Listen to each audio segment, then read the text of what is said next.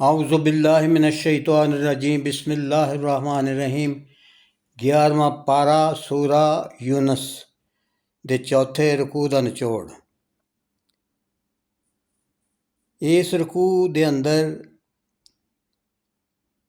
अल्लाह नाल सांझी बनावल वालियां मुशरकां कोलों सवाल पूछे गए ने, केड़ा है जिन्ने जड़ा जमीन ते आसमान तो रोज़ी देंदा है।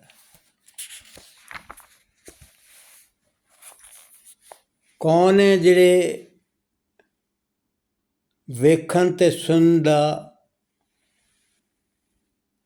इख्तियार रखदा है। कौन है जिहड़ा मुर्दियां नूं जिंदगी ते जिंदियां नूं मौत दिंदा है। इन्नी वड्डी कायनात नूं चलाउण दी मनसूबाबंदी कौन करदा है। कौन है जिन्ने पहली बारी किसी शै नूं पैदा कीता ते दोबारा पैदा करन दी ताकत रखदा है। किन्ने सिद्धे रस्ते दी हिदायत लई किताबां नाज़िल कीतियां ने। इन्हां सारे सवालों का जवाब यह है बई सारा कुछ अल्लाह ही करता है।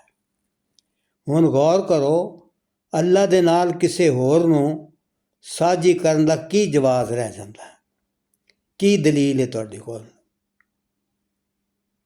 कि उहदे नाल किसी नूं शरीक बनाओ। बिना शक हक दे जे मजबूत दलाइल पेश करने वाला जो है वो कुरान मजीद दा अल्लाह दा कलाम है।